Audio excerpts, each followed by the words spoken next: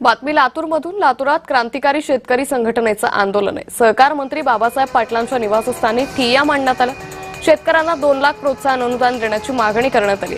अहिल्यादेवी होळकर कर्जमुक्ती योजना तुटपुंजी आहे. नियमित कर्जफेड करणं हा गुन्हा आहे का, असं यावेळी म्हणण्यात आलेलं आहे. तर क्रांतिकारी शेतकरी संघटनेचे प्रदेशाध्यक्ष राजीव कसबे यांच्याशी संवाद साधलाय आमचे प्रतिनिधी अजय घोडके यांनी. अशा पद्धतीनं हे सगळं तुमचं ठिय्या आंदोलन होणार आहे आणि काय नेमक्या मागण्या आहे जेणेकरून या ठिकाणी आज तुम्हाला आंदोलन करावं? हे पहा, आज 9 ऑगस्ट क्रांती दिन आहे. 9 ऑगस्ट क्रांती दिनाचं एक ऐतिहासिक महत्व आहे.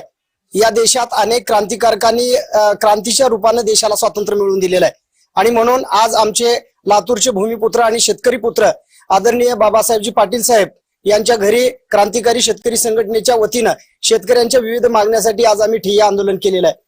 खरं पाहिलं तर राज्याचे मुख्यमंत्री माननीय देवेंद्रजी फडणवीस साहेबांनी निवडणुकीच्या पूर्वी शेतकऱ्याचा 7/12 पूर्णपणे कोरा करू अशा पद्धतीचं अभिवचन दिलं होतं.